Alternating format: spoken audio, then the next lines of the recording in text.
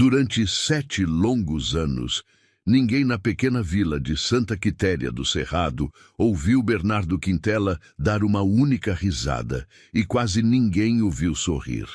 Até a tarde em que 3 batidas numa porta que já ninguém ousava bater, mudaram tudo aquilo que ele havia jurado nunca mais sentir na vida. Você já conheceu alguém tão ferido pela dor que preferiu trancar o próprio coração a 7 chaves, convencido de que voltar a amar seria como trair a memória de quem partiu? Já imaginou o que é viver assim, dia após dia, fingindo que o peito está vazio só para não correr o risco de ele se encher de novo? E se eu te contasse que bastou uma mulher desconhecida, encharcada da chuva fina do cerrado, segurando nos braços um velho baú de madeira quebrado, para que esse homem descobrisse que o destino ainda não tinha terminado de escrever a história dele? Mas essa história aconteceu há muito tempo, bem longe daqui, no interior de Goiás, numa vilinha esquecida no mapa chamada Santa Quitéria do Cerrado, durante o inverno seco e poeirento do ano de 1927.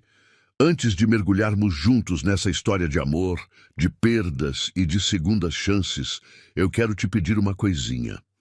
Se você gosta de histórias antigas, dessas que aquecem o coração e nos lembram que nunca é tarde para recomeçar, deixe agora o seu like, se inscreva aqui no canal Contos de Antigamente e ative o sininho para não perder nenhuma das nossas histórias. E me conta uma coisa aqui nos comentários. De qual cidade, de qual cantinho do Brasil ou do mundo você está nos assistindo neste momento? Eu fico muito feliz em ler cada comentário, então capricha aí embaixo. Agora pega o seu cafezinho, se acomoda e vem comigo conhecer Bernardo Quintela e a tarde que mudou a vida dele para sempre. Dizem os mais velhos de Santa Quitéria que houve um tempo em que a casa da Estrada do Moinho era a mais alegre de toda a redondeza. Ficava um pouco afastada do arraial, no fim de um caminho de terra vermelha, ladeado por ipês e por pés de pequi, e quem passava por ali nas tardes de outrora costumava ouvir, vindo lá de dentro, o som ritmado de um formão batendo na madeira, misturado com uma voz de mulher cantarolando modas antigas.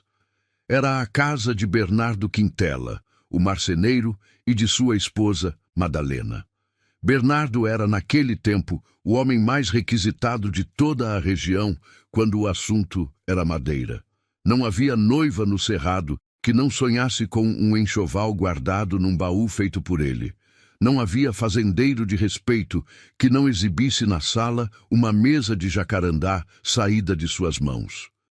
As pessoas vinham de léguas e léguas de distância, de cidades cujos nomes Bernardo mal sabia pronunciar, só para encomendar uma cômoda, uma cadeira de balanço, um oratório entalhado com santos de feições tão delicadas que pareciam respirar. Diziam que as mãos daquele homem tinham um dom, que ele não trabalhava a madeira, mas conversava com ela, escutava o que cada peça queria ser antes mesmo de encostar a ferramenta. E no centro de toda aquela vida estava Madalena. Mulher de riso fácil e cabelos cor de castanha, ela costurava na varanda enquanto o marido trabalhava na oficina dos fundos.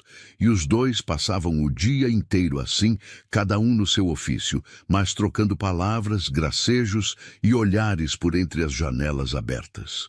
Não tinham filhos, e isso às vezes pesava no coração de Madalena nas noites mais quietas.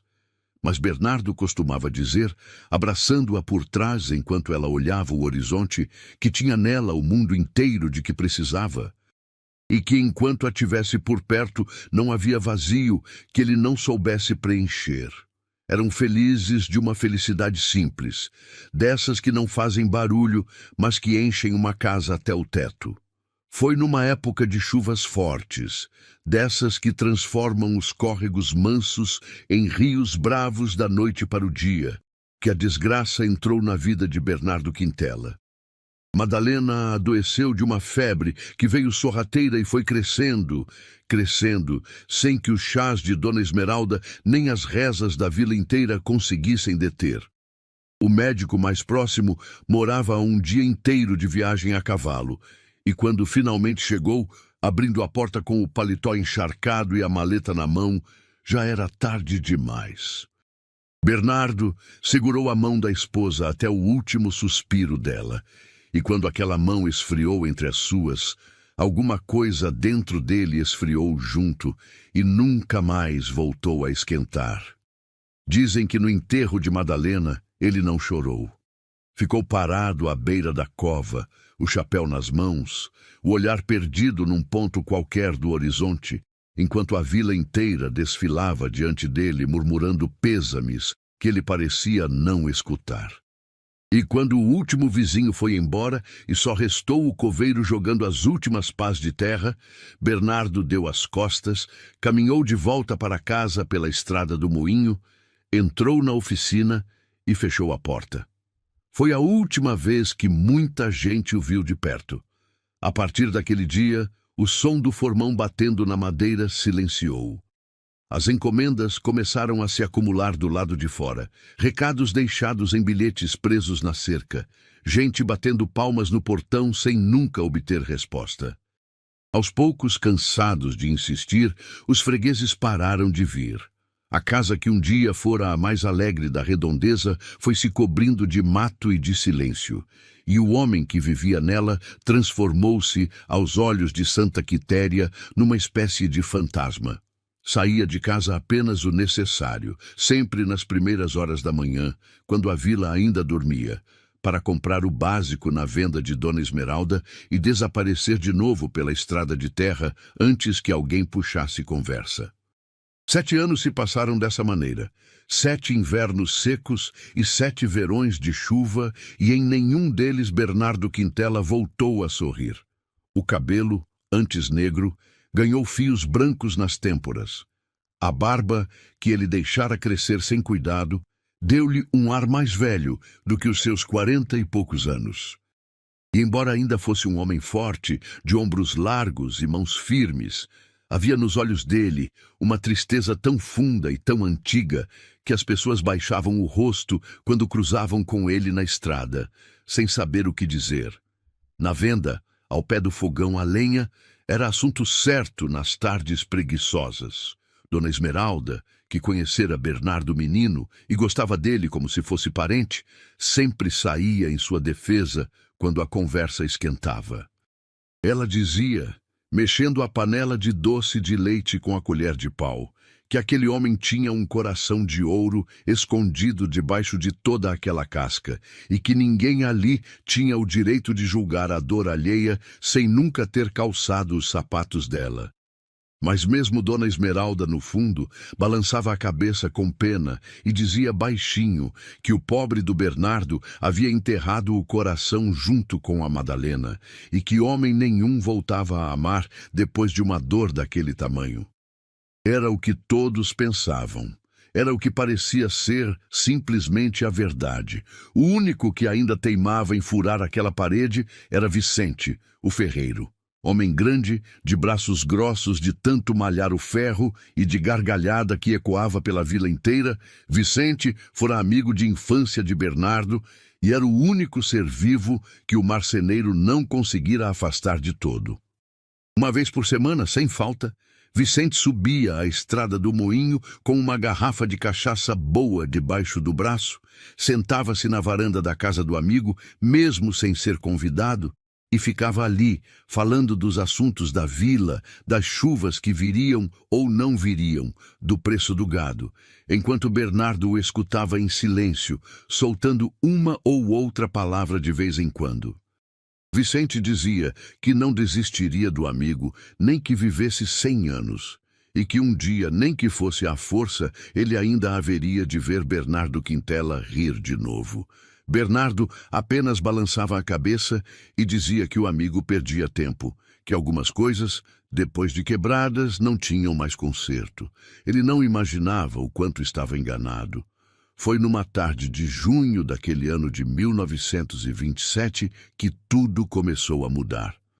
O dia havia amanhecido encoberto, com aquelas nuvens baixas e cinzentas que de vez em quando descarregam sobre o cerrado uma chuva fina e gelada, dessas que não molham de uma vez, mas que vão encharcando aos poucos, calando até os ossos. Bernardo passara a manhã inteira na oficina, não trabalhando, pois há 7 anos não trabalhava, mas sentado num banco de madeira, olhando para as ferramentas penduradas na parede, cobertas por uma camada espessa de poeira e teias de aranha. Era ali que ele passava a maior parte dos dias, naquele cômodo que cheirava a serragem velha e a madeira antiga, único lugar do mundo onde ainda sentia vagamente a presença de quem havia partido. Lá pelas 4 horas da tarde, quando a luz já começava a esmaecer e a chuvinha apertava lá fora, Bernardo ouviu um som que não escutava havia muito tempo. Alguém batia na porta da frente. 3 batidas firmes, espaçadas, decididas. Ele ergueu a cabeça devagar, franzindo a testa, certo de que tinha ouvido errado. Ninguém batia mais àquela porta. Os poucos que ainda subiam a estrada do moinho, como Vicente, entravam direto pela varanda dos fundos ou batiam palmas no portão. Aquelas 3 batidas na porta da frente eram coisa de gente de fora, de gente que não conhecia a casa nem a sua história. Bernardo permaneceu imóvel, esperando que quem quer que fosse desistisse e fosse embora, como sempre acontecia. Mas as batidas se repetiram, agora um pouco mais fortes, e logo em seguida ele ouviu uma voz de mulher, abafada pela chuva e pela madeira da porta, perguntando se havia alguém em casa. Era uma voz que ele nunca tinha escutado, firme apesar do cansaço evidente, com um sotaque que não era dali. Contrariado, resmungando consigo mesmo, Bernardo se levantou do banco, atravessou a oficina e o corredor escuro da casa e foi até a porta da frente com a intenção firme de mandar embora quem quer que fosse o mais depressa possível. Quando abriu a porta, porém, as palavras ásperas que tinha preparado morreram na sua garganta. Diante dele, no degrau de pedra da entrada, estava uma mulher que ele jamais vira na vida. Vestia roupas de viagem simples, mas de bom corte, agora encharcadas e coladas ao corpo pela chuva. Os cabelos escuros escapavam de um coque desfeito, escorrendo água pelo rosto, e ela tremia visivelmente de frio. Mas não foi nada disso que prendeu o olhar de Bernardo. Foi o que ela carregava nos braços, segurando com um cuidado quase desesperado, protegendo da chuva com o próprio corpo encolhido. Era um baú de madeira, antigo, de tampa arredondada, com a ferragem enferrujada e uma das dobradiças visivelmente quebrada. E havia algo naquele baú, alguma coisa na forma dele, no entalhe que mal se distinguia sob a água da chuva, que fez o coração de Bernardo Quintela falhar uma batida, como se reconhecesse um velho conhecido antes mesmo que a razão entendesse o que os olhos viam. A mulher, percebendo que finalmente alguém atendera, endireitou as costas e procurou compor um sorriso cansado nos lábios arroxeados de frio. Ela se desculpou pela hora e pela ousadia, explicando que viajava havia 3 dias e que estava à procura de um marceneiro, um tal de Bernardo Quintela, que, segundo lhe haviam informado, morava naquela estrada. Perguntou, com a voz embargada pelo frio e pela esperança, se por acaso ela havia chegado à casa certa. Bernardo levou alguns segundos para responder. Ficou ali parado, a mão ainda na maçaneta, olhando ora para o rosto molhado da desconhecida, ora para o baú em seus braços, com a estranha sensação de que aquela tarde, de algum modo que ele ainda não compreendia, não seria como todas as outras dos últimos 7 anos. Ele confirmou, num resmungo seco, que era Bernardo Quintela, sim, mas acrescentou em seguida, num tom propositalmente ríspido, que não fazia mais serviço de marcenaria, que já não aceitava encomendas havia anos, e que ela havia feito uma longa viagem em vão. Disse que sentia muito, embora o tom da voz não demonstrasse sentir coisa alguma, e fez menção de fechar a porta. Mas a mulher, com uma rapidez nascida do desespero, Deu um passo à frente e segurou a beirada da porta com a mão livre, impedindo que ela se fechasse. Os olhos dela, grandes e escuros, encheram-se de uma súplica que ela tentava disfarçar com firmeza. E ela disse que não havia viajado 3 dias debaixo de chuva para encomendar um móvel novo. Disse que precisava apenas que ele olhasse aquele baú. Só isso. Que ele olhasse e dissesse se reconhecia o próprio trabalho. Foi então que ela virou o baú de lado, com algum esforço, e apontou para um ponto na madeira junto à base, onde o entalhe que Bernardo entrevira antes se revelou por completo. Era uma pequena marca, discreta, quase escondida no canto inferior, mas inconfundível para quem a havia feito. 2 letras entrelaçadas, um B e um Q, dentro de um pequeno losango, encimadas por uma estrelinha de 5 pontas. Era a assinatura de Bernardo Quintela.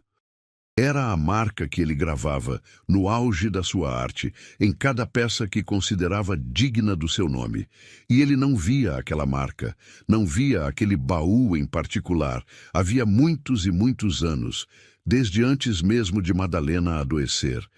Bernardo sentiu o chão ceder ligeiramente sob os pés.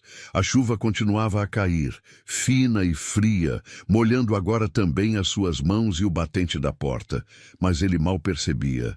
Aquele baú ele conhecia.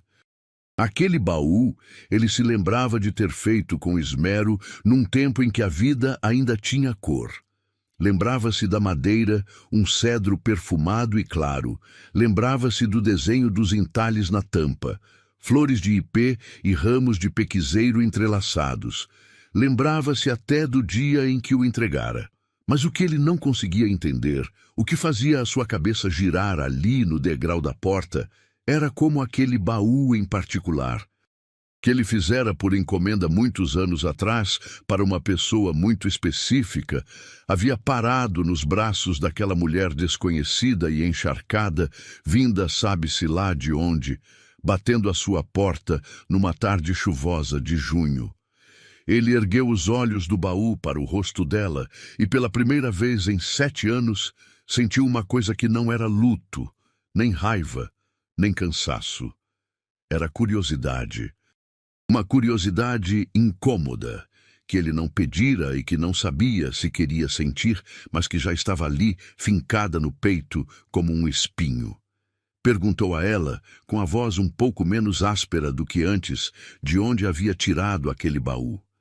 A mulher abraçou o objeto contra o peito, como quem protege uma relíquia, e respondeu que aquele baú havia pertencido à sua mãe, que falecera havia poucos meses. Disse que era a coisa mais preciosa que a mãe possuíra em vida, e que guardava dentro de si um segredo que ela, a filha, precisava desesperadamente desvendar, mas que não conseguia de jeito nenhum abri-lo, e que por isso atravessara 3 dias de estrada para encontrar o homem cujas mãos haviam construído aquele baú, na esperança de que somente ele soubesse o caminho para o que estava trancado lá dentro. O bom senso mandava que Bernardo fechasse a porta. Que dissesse à mulher que aquilo não era problema seu, que ela procurasse um chaveiro na cidade grande, que o deixasse em paz com o seu silêncio e a sua poeira. Era o que o Bernardo dos últimos 7 anos teria feito sem pestanejar.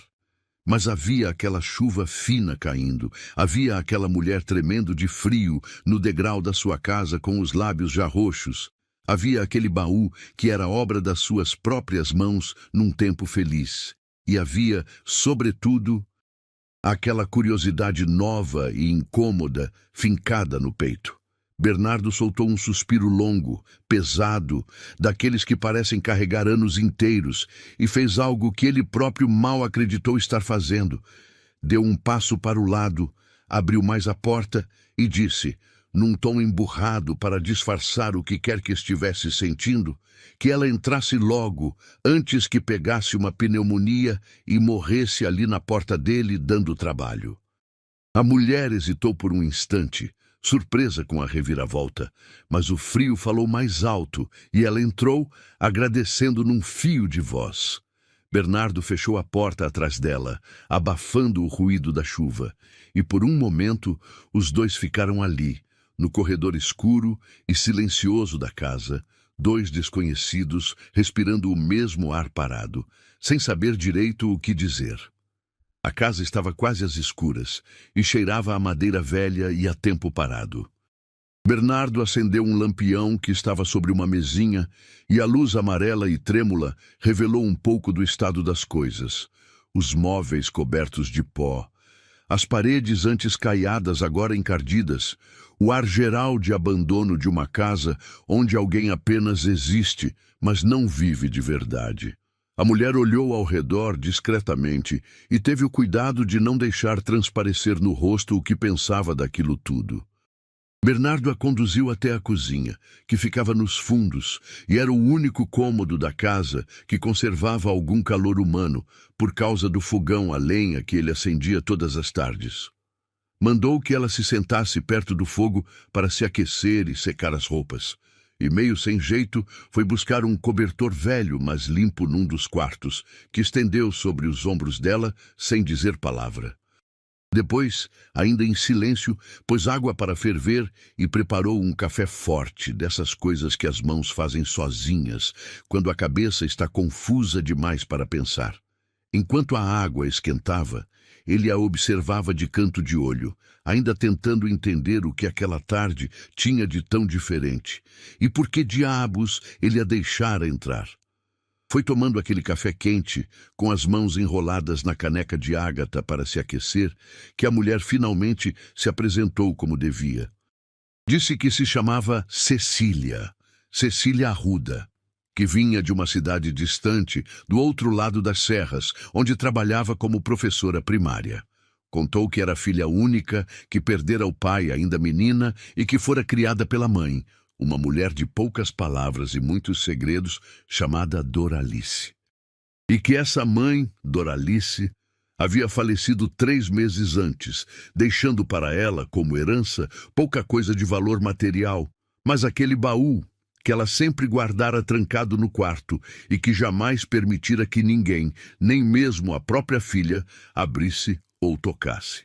Cecília contou que, ainda menina, perguntara muitas vezes à mãe o que havia dentro daquele baú, e que a resposta era sempre a mesma, um silêncio carregado e um pedido para que ela não tocasse mais no assunto.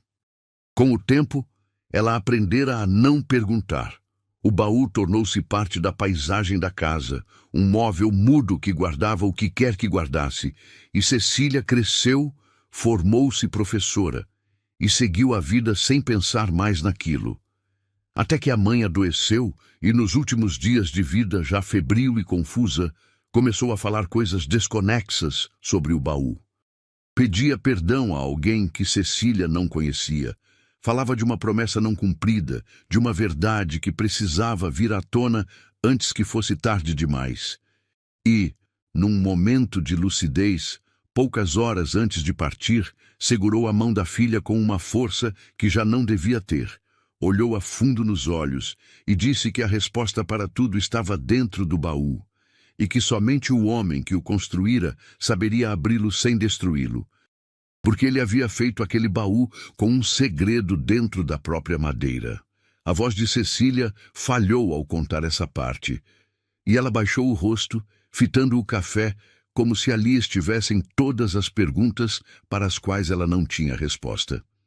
Disse que vasculhara as coisas da mãe à procura de alguma pista e que encontrara, no fundo de uma gaveta, um papel antigo e amarelado, uma espécie de recibo de encomenda com o nome de Bernardo Quintela, marceneiro, e o nome de uma vila, Santa Quitéria do Cerrado. Foi a única pista que teve. Pegou suas economias, deixou a escola aos cuidados de uma colega e partiu numa viagem incerta, atrás de um homem que talvez nem existisse mais, atrás de uma resposta que talvez nem quisesse encontrar, mas que sentia no fundo da alma que precisava encontrar.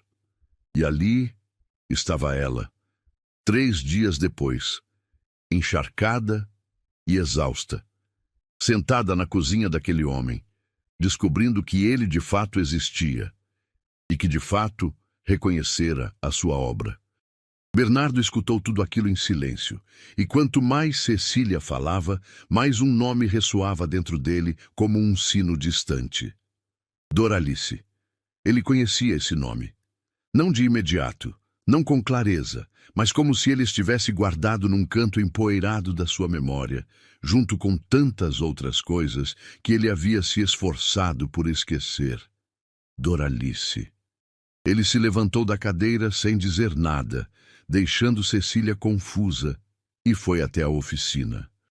Lá num armário fechado havia anos, guardava os seus antigos livros de encomendas, cadernos grossos onde, num tempo organizado e feliz, ele anotava cada peça que fazia, para quem, em que data e por quanto. Tirou a poeira de cima deles, levou-os para a cozinha e começou a folheá-los à luz do lampião, com Cecília observando cada movimento seu, mal ousando respirar. Levou um tempo. As páginas estavam ressecadas, a tinta de algumas anotações já desbotada, e os anos se amontoavam uns sobre os outros em letras que pertenciam a um homem que Bernardo mal reconhecia como tendo sido ele mesmo. Mas então, num caderno de capa marrom, numa página de quase 20 anos atrás, ele encontrou. A anotação estava ali, na sua própria letra de outrora, firme e caprichada. Um baú de cedro com tampa arredondada e entalhes de ipê e pequizeiro, encomendado por uma senhorita de nome Doralice. E havia, ao lado da anotação, uma pequena observação que fez o queixo de Bernardo travar e o sangue gelar nas veias por um instante. Junto ao nome de Doralice, escrito pela mão dele mesmo tantos anos atrás, havia um segundo nome. O nome de quem havia pago pela encomenda e a havia mandado fazer como presente.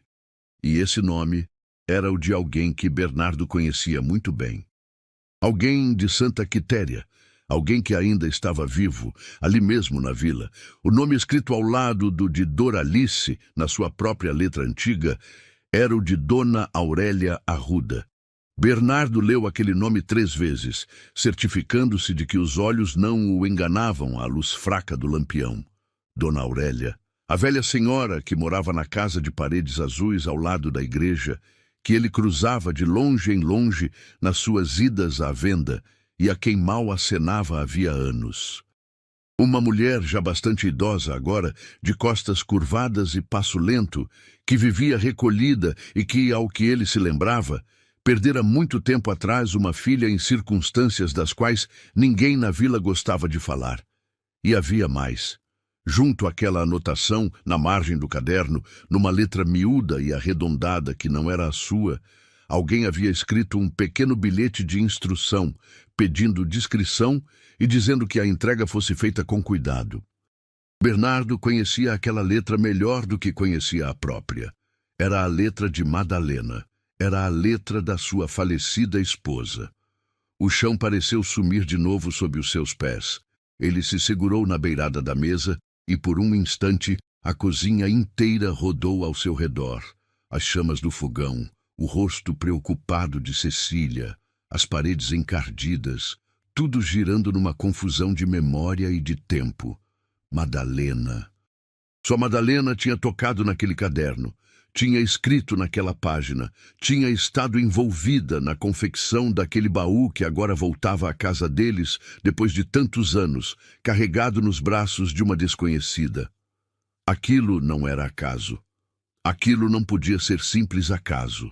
Era como se a própria Madalena, de algum lugar para além do alcance dos vivos, tivesse estendido a mão através de quase 2 décadas para tocar de novo a vida do homem que ela deixara para trás.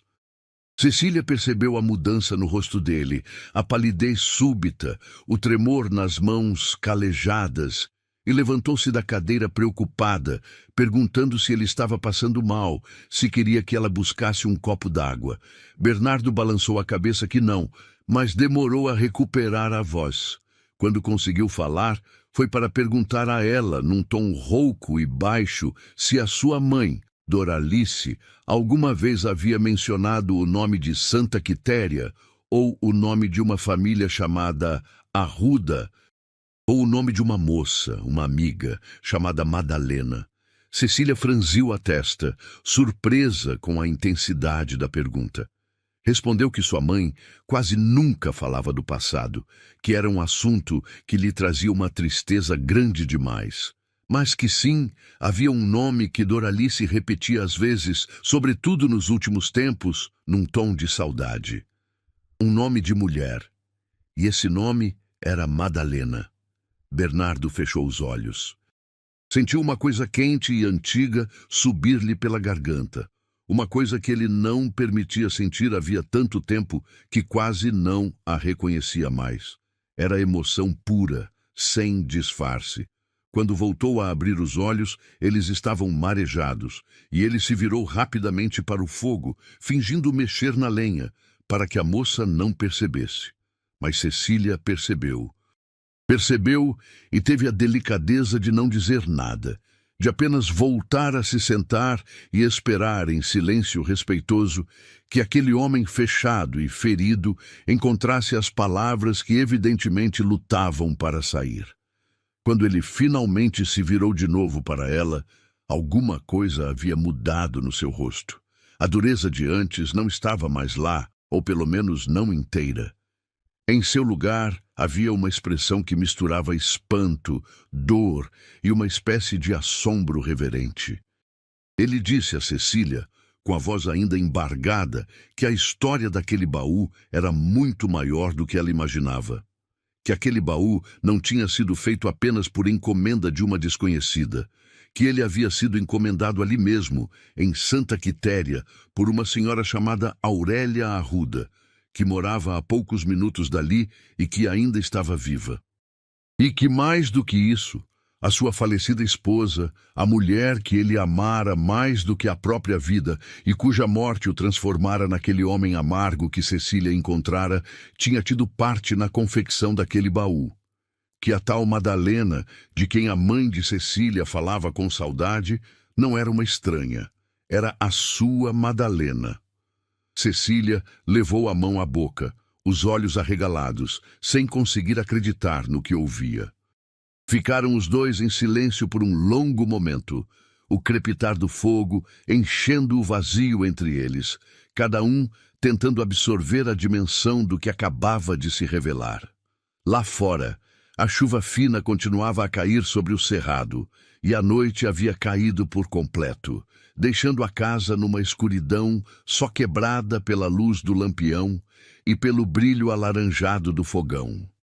Foi Cecília quem rompeu o silêncio, num sussurro quase temeroso, perguntando o que tudo aquilo significava. Por que a esposa dele teria ajudado a fazer um baú para a mãe dela? Que ligação havia entre aquelas duas mulheres, separadas por tantas léguas de distância? E que segredo, afinal, dormia trancado dentro daquela madeira havia quase 20 anos? Bernardo respondeu que não sabia. Não inteiramente. Disse que havia feito aquele baú quando era ainda um rapaz, recém-chegado de aprendiz a mestre, num tempo em que mal começava a cortejar Madalena e ainda nem sonhava em pedir a sua mão. Lembrava-se de que a encomenda viera cercada de discrição, que Dona Aurélia, então uma mulher de meia idade, lhe pedira que fizesse o trabalho sem comentar com ninguém, e que pagara bem por isso. Lembrava-se de ter recebido instruções muito específicas sobre um compartimento secreto na base do baú, um esconderijo engenhoso que só se abria por meio de uma sequência de movimentos na madeira, conhecimento que ele guardava apenas na memória das próprias mãos. Mas nunca soubera o que seria guardado ali dentro, nem para quem o baú se destinava de verdade. Era apenas um trabalho na época. Um belo trabalho, mas um trabalho. E ele jamais imaginara que Madalena, a doce moça por quem ele suspirava, tivesse qualquer coisa a ver com aquilo. Disse a Cecília que havia apenas uma pessoa no mundo capaz de explicar tudo aquilo. Apenas uma pessoa que conhecia toda a história desde o começo, que sabia quem era Doralice, por que ela partira, que ligação a unia a Madalena e o que dormia dentro do baú. E essa pessoa era Dona Aurélia Arruda, a senhora idosa da casa de paredes azuis ao lado da igreja. A mulher que Bernardo agora compreendia com um aperto no coração era nada menos que a própria avó de Cecília. Pois se Doralice era filha de Aurélia e Cecília era filha de Doralice, então aquela moça encharcada que batera à sua porta, vinda de tão longe atrás de uma resposta, tinha sangue daquela vila correndo nas veias. E tinha, a poucos minutos de caminhada, uma avó que talvez nem soubesse da sua existência. Cecília empalideceu ao ouvir aquilo. A ideia de que pudesse ter uma avó viva, ali, naquela vila perdida no fim do mundo, era grande demais para ser absorvida de uma vez.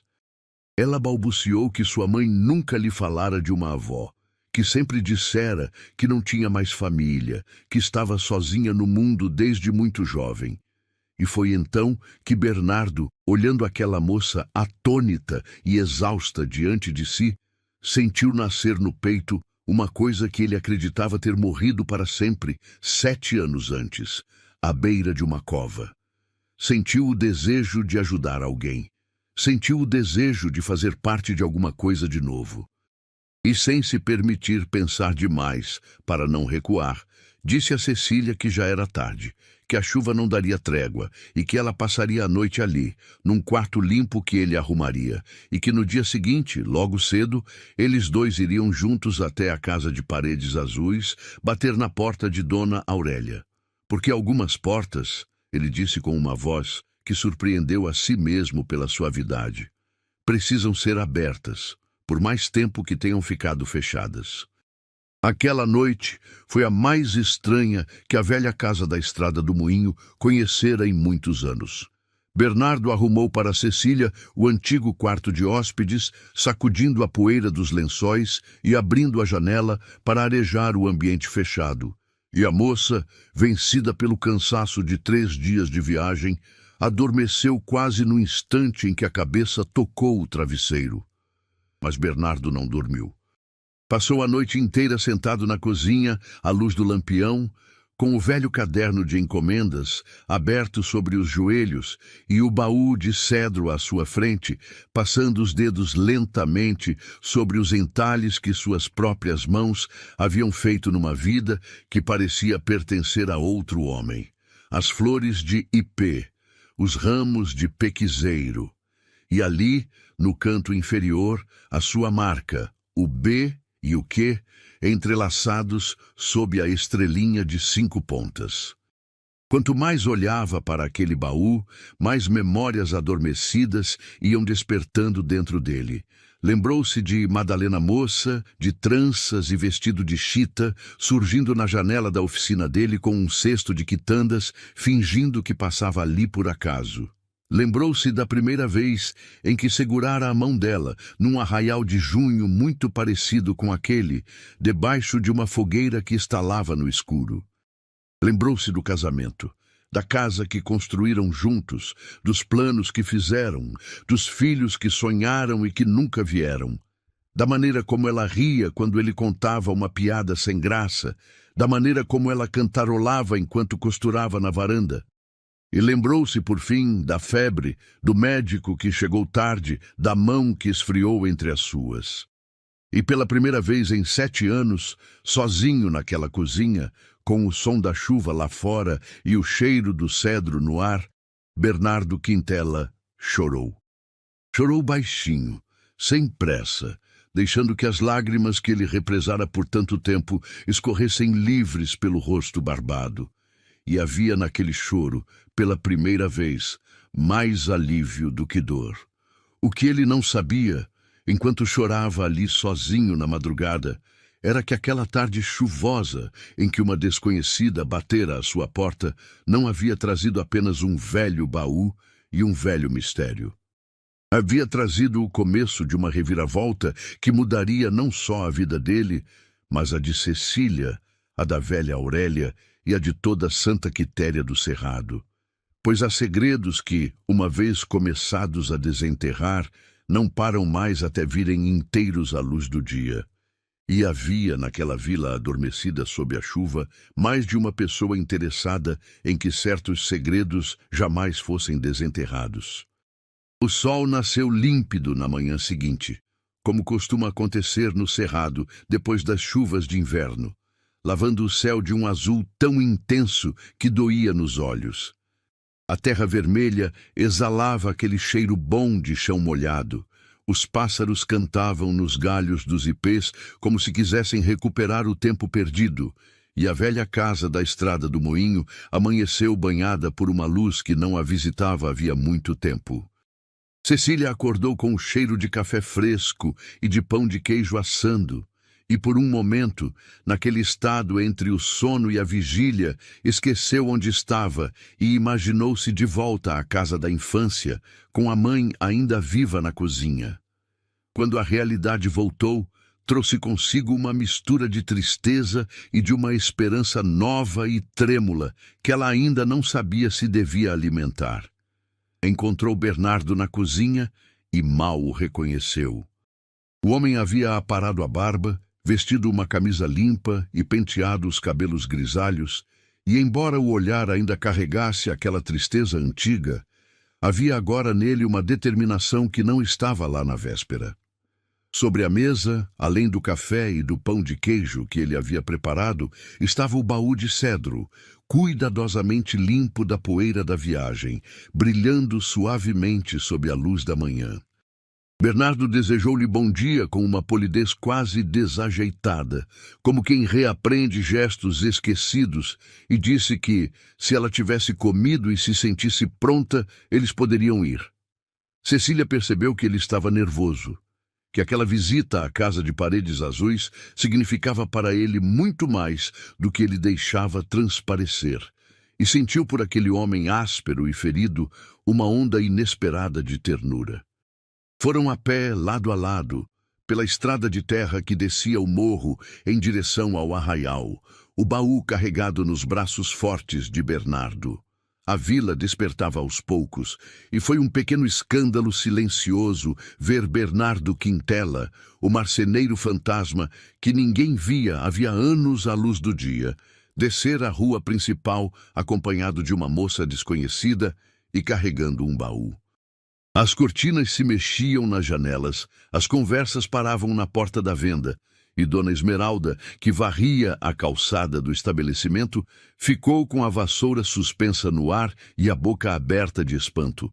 Bernardo cumprimentou-a com um aceno de cabeça e um bom dia que a deixou ainda mais perplexa, pois fazia anos que ele não lhe dirigia mais que um resmungo, e seguiu em frente, sentindo nas costas o peso de todos aqueles olhares curiosos, mas decidido a não recuar. A casa de paredes azuis ficava mesmo ao lado da igreja, uma construção antiga de janelas altas e um pequeno jardim onde rosas teimavam em florescer apesar do descuido. Bernardo parou diante do portãozinho de ferro, respirou fundo e por um instante hesitou, a mão suspensa no ar. Cecília, ao seu lado, tremia de uma emoção que mal conseguia conter, sabendo que do outro lado daquela porta talvez estivesse uma avó que ela jamais conhecera, um pedaço inteiro da sua história que lhe fora sonegado a vida toda. Bernardo a olhou de relance, viu o medo e a esperança disputando o rosto da moça, e disse, com uma firmeza gentil, que estava ali, que ela não enfrentaria aquilo sozinha. E então ergueu a mão e bateu na porta da casa de paredes azuis. Demorou um tempo até que passos lentos e arrastados se aproximassem do outro lado. Quando a porta finalmente se abriu, surgiu no vão uma senhora muito idosa, pequenina e curvada, de cabelos brancos presos num coque severo e olhos de um castanho desbotado pela idade, mas ainda vivos e atentos. Era Dona Aurélia Arruda. Ela olhou primeiro para Bernardo e seus olhos se estreitaram numa surpresa desconfiada, pois também ela não via aquele homem de perto havia anos. Mas então o seu olhar deslizou para a moça que o acompanhava e ali se deteve. Deteve-se no rosto de Cecília, Percorreu-o devagar, traço por traço, e à medida que o fazia, algo extraordinário aconteceu com a expressão da velha senhora. A desconfiança se desfez, deu lugar a uma incredulidade trêmula, e os olhos cansados encheram-se de lágrimas.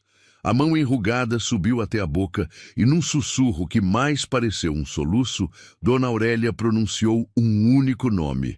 Não o nome de Cecília, que ela não conhecia, mas o nome de Doralice. Porque naquele rosto jovem diante de si, a velha mãe reconheceu, depois de quase 30 anos, o rosto da filha que havia perdido. O que se seguiu foi um daqueles momentos que ficam suspensos no tempo, em que tudo parece acontecer ao mesmo tempo e em câmera lenta. Dona Aurélia estendeu a mão trêmula e tocou o rosto de Cecília, como quem precisa do tato para acreditar no que os olhos veem, e perguntou, num fio de voz embargado, se ela era filha de Doralice. Cecília, sem entender ainda toda a dimensão do que acontecia, mas reconhecendo no rosto daquela velha uma emoção verdadeira e devastadora, confirmou que sim, que era filha de Doralice Arruda, que viera de muito longe e que sua mãe havia falecido 3 meses antes. Ao ouvir aquilo, a velha senhora vacilou nas pernas e teria caído se Bernardo não tivesse largado o baú sobre o muro e a amparado pelos braços. Dona Aurélia chorava agora abertamente, um choro antigo e represado que parecia brotar das profundezas de quase 30 anos de saudade e culpa. E por entre os soluços repetia que sabia, que sempre soubera que um dia alguém daquele sangue voltaria a bater na sua porta e que tinha rezado por isso todas as noites da sua longa velhice. Ela os fez entrar, e na sala modesta da casa de paredes azuis, sentados em cadeiras de palhinha junto a uma janela por onde entrava o sol da manhã, com o baú de cedro pousado no centro da mesa entre os três, Dona Aurélia Arruda finalmente contou a história que guardara presa no peito por quase 30 anos. E foi uma história de amor e de dor, de orgulho e de arrependimento, dessas que o tempo antigo do interior do Brasil produzia em abundância e que raramente tinham um final feliz. Cecília escutou imóvel, segurando a mão enrugada da avó que acabara de descobrir.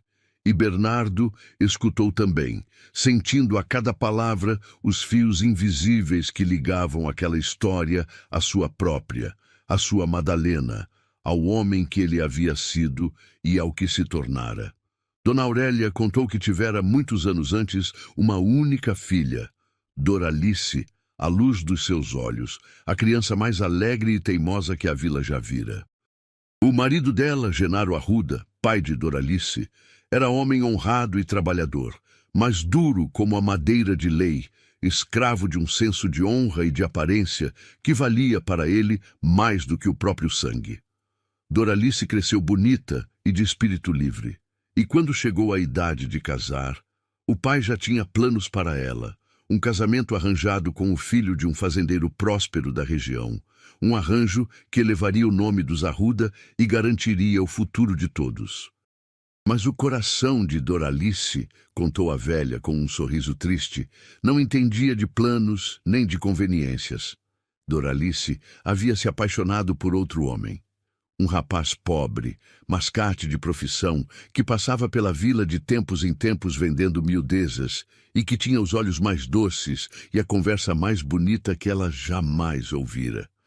A velha contou que tentou interceder, que implorou ao marido que abrisse o coração, que entendesse que a felicidade da filha valia mais do que o nome da família. Mas Genaro era inflexível.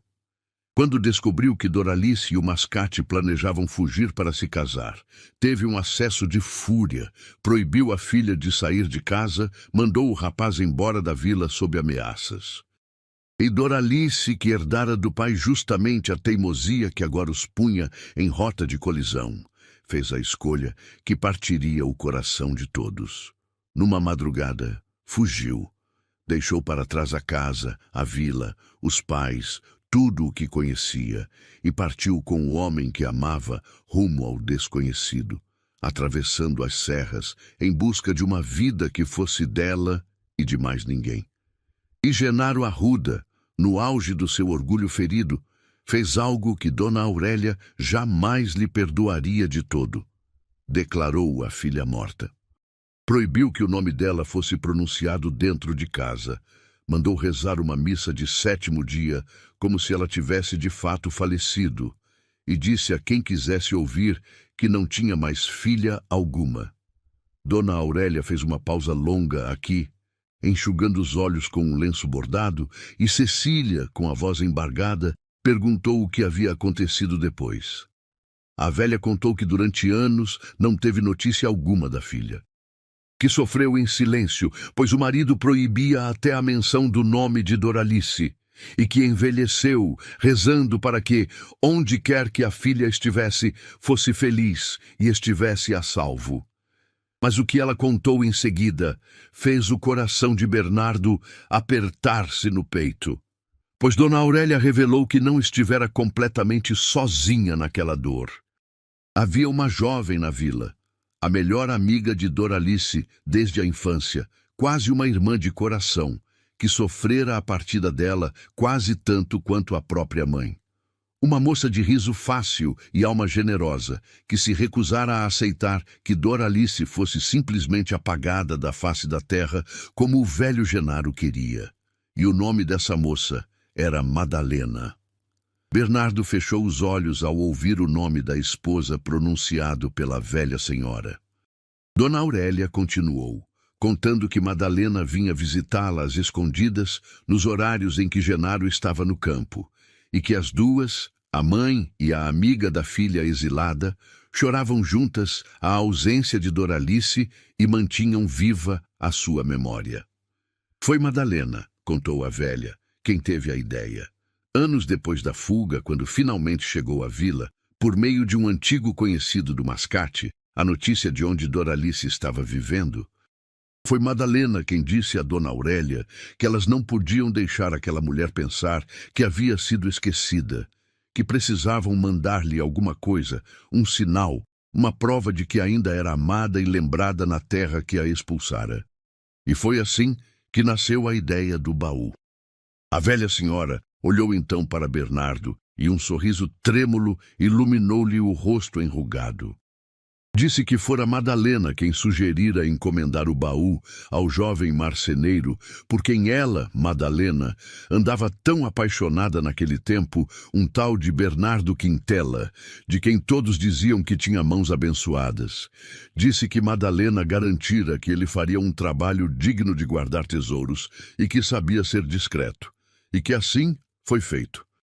Dona Aurélia encomendara o baú, pagara por ele com as economias que escondia do marido, e Madalena acompanhara cada etapa da confecção, sugerindo os entalhes de ipê e pequizeiro, flores da terra que Doralice amava, e pedindo ao jovem Bernardo, sem lhe explicar todos os porquês, que construísse no baú um compartimento secreto onde se pudesse guardar, longe de olhos indiscretos, as coisas mais preciosas. Bernardo escutava tudo aquilo com os olhos marejados, vendo finalmente o sentido oculto de um trabalho que fizera tantos anos antes sem compreender. Lembrava-se agora, com clareza dolorosa, da jovem Madalena aparecendo na oficina sob pretextos variados, interessando-se pelo progresso daquele baú em particular, e ele que então atribuíra aquelas visitas ao interesse que a moça começava a nutrir por ele, quando na verdade, ou talvez ao mesmo tempo, havia ali um propósito secreto e generoso que ele jamais imaginara. Compreendia agora porque Madalena escrevera de próprio punho aquele bilhete na margem do seu caderno de encomendas pedindo discrição. Tudo fazia sentido. Tudo se encaixava, através de quase 30 anos, naquela sala iluminada pelo sol da manhã.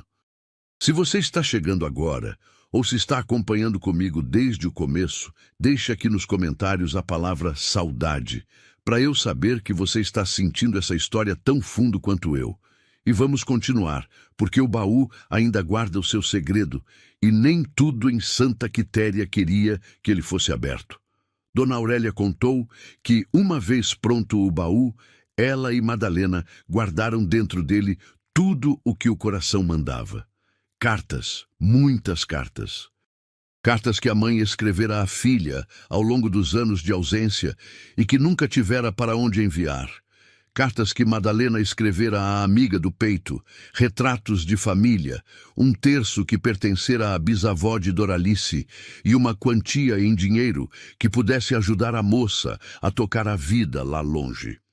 E no compartimento secreto, naquele esconderijo que somente Bernardo sabia abrir, guardaram a coisa mais preciosa de todas. Algo que Dona Aurélia disse que Cecília veria com os próprios olhos quando o baú fosse finalmente aberto, pois ela queria que a neta descobrisse aquilo no momento certo e não através das palavras de uma velha de memória já falha. O baú fora enviado por meio de um tropeiro de confiança, que levou meses para alcançar a cidade distante onde Doralice se estabelecera. E chegou. Dona Aurélia soube, tempos depois, pelo mesmo tropeiro, que Doralice recebera o presente e que chorara dias inteiros abraçada àquela madeira, lendo e relendo as cartas, sentindo-se finalmente perdoada e amada pela terra que a expulsara. Mas o tropeiro trouxe também, daquela viagem, uma notícia agridoce. Doralice mandara dizer à mãe e à Madalena que jamais conseguira abrir o tal compartimento secreto.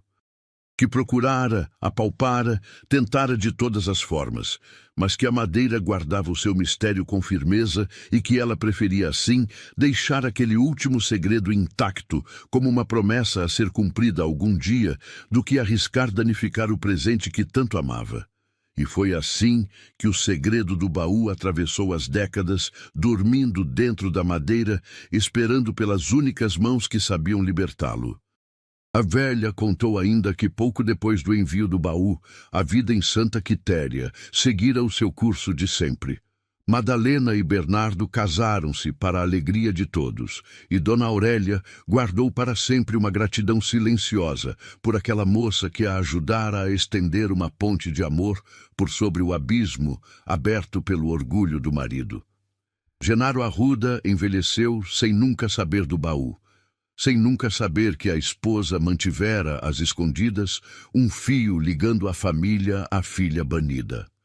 E Doralice, lá longe, construiu a sua vida, criou a filha que tivera a própria Cecília, e nunca mais voltou à terra natal, embora, como a velha agora descobria com o coração apertado, jamais tivesse esquecido o nome da amiga Madalena, que pronunciava com saudade até os últimos dias. Cecília chorava em silêncio, juntando os pedaços de uma história que era a sua própria e que lhe haviam ocultado a vida inteira. Compreendia agora o silêncio da mãe, a tristeza que a tomava quando o passado era mencionado, a recusa em falar da família. Doralice protegera a filha da dor de uma rejeição que ela própria carregara a vida toda, preferindo deixá-la crescer sem o peso daquela história de orgulho e exílio. Mas ao fazer isso, sonegara também a Cecília o conhecimento de que era amada, de que tinha raízes, de que existia, numa vila distante, uma avó que rezava por ela sem sequer saber o seu nome. E agora, graças a um velho baú e a uma viagem de 3 dias debaixo de chuva, aquele laço partido voltava a se atar. Foi então que a porta da sala se abriu de repente, sem aviso, e a luz que entrava pela janela foi cortada pela silhueta de um homem parado no vão. Era um homem muito velho, mas ainda alto e ereto apesar da idade, apoiado num bastão de castanheira, de rosto severo marcado por rugas fundas e olhos que ainda guardavam, sob as sobrancelhas brancas, um brilho de autoridade acostumada a ser obedecida. Dona Aurélia estancou no meio de uma frase, empalidecendo, e Cecília sentiu o ar da sala mudar, ficar pesado e tenso de repente. Bernardo pôs-se de pé instintivamente, pois aquele homem que acabava de entrar, atraído pelo movimento incomum na casa, era ninguém menos que Genaro Arruda, o pai que banira Doralice, o homem que, quase 30 anos antes, declarara a própria filha morta. E ele estava olhando, com uma expressão que ainda não se sabia se era de espanto ou de fúria, para o rosto de Cecília, o rosto da neta que ele não sabia existir, o rosto que era o retrato vivo da filha que ele jurara esquecer. Por um longo momento, ninguém na sala foi capaz de dizer palavra. Genaro Arruda permaneceu parado no vão da porta, a mão crispada sobre o casto da bengala, os olhos cravados no rosto de Cecília, como se visse um fantasma. E talvez visse mesmo, pois ali, naquela moça de cabelos escuros e olhos firmes, estava a imagem da filha que ele expulsara da própria casa quase 3 décadas antes. A respiração do velho ficou pesada, o peito subindo e descendo com dificuldade, e por um instante Bernardo temeu que ele fosse passar mal ali mesmo, mas Genaro não passou mal. Genaro endireitou as costas o quanto a idade lhe permitia, e quando finalmente falou, a voz saiu rouca, baixa, mas carregada de uma dureza que gelava. Perguntou quem era aquela moça e o que fazia na sua casa. Dona Aurélia levantou-se com uma dignidade que Bernardo não imaginava existir naquele corpo frágil. Colocou-se entre o marido e a neta e disse, com a voz trêmula mas decidida, que aquela moça era Cecília, filha de Doralice, e portanto neta deles dois, sangue do sangue de Genaro Arruda, quisesse ele ou não.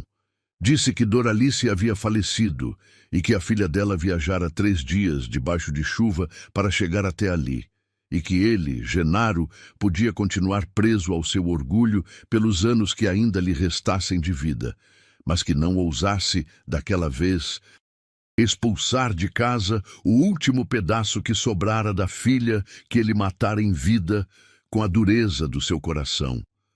Foram as palavras mais duras que Dona Aurélia dirigira ao marido em quase 50 anos de casamento, e ela mesma pareceu surpresa com a própria coragem. O velho Genaro recuou meio passo, como se tivesse levado um golpe físico. A menção da morte de Doralice atingiu-o em algum lugar fundo, num lugar que ele havia trancado a 7 chaves havia muito tempo, exatamente como Bernardo trancara o seu próprio coração. Por um instante fugádio, alguma coisa vacilou naquele rosto severo, uma fissura por onde se entreviu, não a fúria que todos esperavam, mas uma dor antiga e não cicatrizada. Mas o orgulho, companheiro de uma vida inteira, falou mais alto. Genaro desviou os olhos do rosto de Cecília, virou as costas e disse, com uma frieza que mal disfarçava o que tremia por baixo, que não tinha filha nem neta, que enterrara tudo aquilo havia muito tempo, e saiu da sala arrastando a bengala, deixando atrás de si um silêncio pesado como chumbo.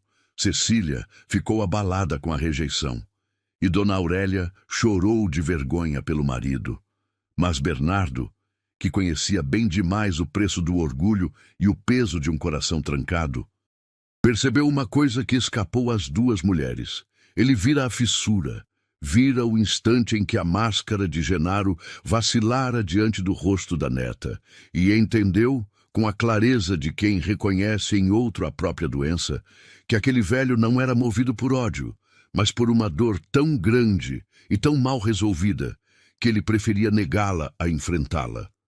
Era mais fácil dizer que não tinha filha do que admitir que a perdera por culpa própria. Era mais fácil fingir que o coração estava morto do que arriscar senti-lo doer de novo. E Bernardo sabia disso melhor do que ninguém, porque era exatamente assim que ele próprio havia vivido os últimos 7 anos. Naquele dia, Bernardo e Cecília voltaram para a casa da Estrada do Moinho com o baú ainda fechado, pois Dona Aurélia havia pedido, entre lágrimas, que a abertura do compartimento secreto esperasse mais um pouco, que ela precisava de um tempo para o coração se preparar para o que quer que estivesse lá dentro, E também porque Bernardo, ao examinar o baú com calma à luz do dia, percebera que a dobradiça quebrada e a umidade dos anos haviam empenado parte da madeira e que abrir o compartimento secreto sem antes restaurar a estrutura poderia danificar para sempre o mecanismo delicado que ele próprio criara. Era preciso consertar o baú antes de revelar o seu segredo. E só havia um par de mãos no mundo capaz de fazer aquele conserto. As mãos que, 7 anos antes, haviam largado as ferramentas para nunca mais pegá-las. Foi assim que, na manhã seguinte, aconteceu algo que Santa Quitéria do Cerrado havia muito desistira de esperar. Bernardo Quintela abriu a porta da sua oficina. Não a entreabriu para entrar e ficar parado olhando as ferramentas empoeiradas, como fazia havia anos. Abriu-a de par em par, escancarou as janelas para deixar entrar a luz e o ar e pôs-se a tirar a poeira e as teias de aranha de cada bancada, cada ferramenta, cada tábua de madeira guardada. Cecília, que insistira em ajudar, trabalhou ao lado dele a manhã inteira, e foi nesse trabalho compartilhado, entre nuvens de poeira e o cheiro reavivado da serragem, que algo começou a mudar de verdade entre os dois. Porque trabalhar lado a lado tem dessas coisas. Solta a língua, desarma o coração, cria intimidade sem que se perceba. Enquanto limpavam a oficina, Bernardo e Cecília conversaram como não haviam conversado até então. Ela contou das suas crianças na escola, do gosto que tinha por ensinar, dos livros que amava ler nas noites solitárias. Ele, para a própria surpresa, contou de quando era aprendiz, das primeiras peças que fizera, do orgulho que sentia quando uma encomenda ficava perfeita. Riram juntos pela primeira vez de uma desastrada cadeira de 3 pernas, que Bernardo fizera em moço e que despencava com qualquer um que nela se sentasse. E quando aquele riso escapou do peito de Bernardo, um riso de verdade, espontâneo, que ele não dava havia 7 anos, ele estancou no meio dele, surpreso e quase assustado, como quem reencontra, por acaso, um objeto que dava por perdido para sempre. Cecília percebeu e sorriu para ele com uma doçura que fez o velho marceneiro desviar o olhar, subitamente sem jeito, fingindo procurar uma ferramenta que não precisava. Nos dias que se seguiram, Cecília permaneceu em Santa Quitéria. Hospedou-se no quartinho dos fundos da casa de Dona Aurélia, para a alegria da avó reencontrada, que parecia rejuvenescer a cada dia na companhia da neta, mas passava boa parte das tardes na oficina da Estrada do Moinho, acompanhando o lento e cuidadoso trabalho de restauração do baú. E o que era para ser apenas o conserto de um móvel foi se transformando, sem que nenhum dos dois ousasse nomear, em outra coisa. Bernardo trabalhava a madeira com um esmero que há muito não dedicava a nada, lixando, encaixando, colando, devolvendo ao cedro antigo a beleza adormecida sob os anos de descuido. E enquanto trabalhava, conversava com Cecília, e a cada conversa descobria nela uma inteligência viva, um bom humor sereno, uma força tranquila que o lembravam, sem que fossem iguais, da própria Madalena, e que ao mesmo tempo eram inteiramente da própria Cecília, únicas e novas. Havia entre eles agora aqueles pequenos momentos que aquecem o coração sem que se diga nada demais. O modo como os dedos dos dois se tocavam por um instante a mais do que o necessário quando ela lhe passava uma ferramenta. O modo como ele guardava, sem dizer, o pão de queijo que sabia ser o predileto dela para o café da tarde. O modo como ela ria das poucas piadas sem graça que ele arriscava e como ele, encorajado por aquele riso, arriscava outras. O modo como, ao fim da tarde, quando Cecília se despedia para voltar à casa da avó, Bernardo a acompanhava parte do caminho morro abaixo, e os dois prolongavam a despedida com assuntos que inventavam só para não se separar tão cedo. Era um flerte tímido, indireto, feito de gestos pequenos e palavras não ditas, daqueles que florescem devagar entre duas pessoas que já conheceram a dor e que por isso avançam com cuidado, como quem pisa em chão que já desabou uma vez. Dona Esmeralda, que tudo via e tudo sabia do alto do seu balcão na venda, foi a primeira a notar. Comentou com as fregueses, num misto de espanto e alegria, que o Bernardo Quintela andava outro homem, que fora visto assobiando na estrada, que comprara tinta para caiar a casa, que até cortara o cabelo no barbeiro. E concluiu, com a sabedoria das mulheres que já viveram muito, que não havia remédio no mundo capaz de curar um coração partido tão bem quanto a chegada inesperada de um novo amor. A vila inteira, que durante 7 anos olhara Bernardo com pena, passou a observá-lo agora com uma curiosidade carinhosa, torcendo cada um à sua maneira para que aquela história desse certo. E foi justamente naquele mês de junho, com a vila enfeitada de bandeirinhas coloridas para os festejos juninos, que o laço entre Bernardo e Cecília ganhou um nó a mais. Pois em Santa Quitéria do Cerrado, como em todo o interior daquele tempo, o Arraial de São João era a maior festa do ano, esperada com meses de antecedência e celebrada com um capricho que durava noites a fio. Montava-se no terreiro da igreja uma grande fogueira, erguia-se um mastro enfeitado, as mulheres preparavam quités de milho verde, pamonhas, canões, pés de moleque e quentão fumegante, e a sanfona do velho Januário puxava as quadrilhas até a madrugada, espalhando pelo ar frio do cerrado a alegria de um povo simples, que sabia, como poucos, fazer festa com pouco. Naquele ano, pela primeira vez em 7 invernos, Bernardo Quintela apareceu no arraial. Chegou meio sem jeito, de chapéu na mão, sentindo nas costas o peso dos olhares espantados, pois a vila inteira sabia que o marceneiro viúvo não põe os pés numa festa desde a morte da esposa. Vinha acompanhando Cecília e Dona Aurélia e trazia no rosto uma expressão entre o constrangimento e uma timidez quase juvenil, como a de um rapaz que reaprende a conviver com a própria gente. Dona Esmeralda, ao vê-lo chegar, quase deixou cair a bandeja de pamonhas que carregava e cochichou para a comadre ao lado que aquilo, sim, era o maior milagre de São João que ela vira em toda a sua vida. A noite estava bonita, como só as noites de junho no Cerrado sabem ser.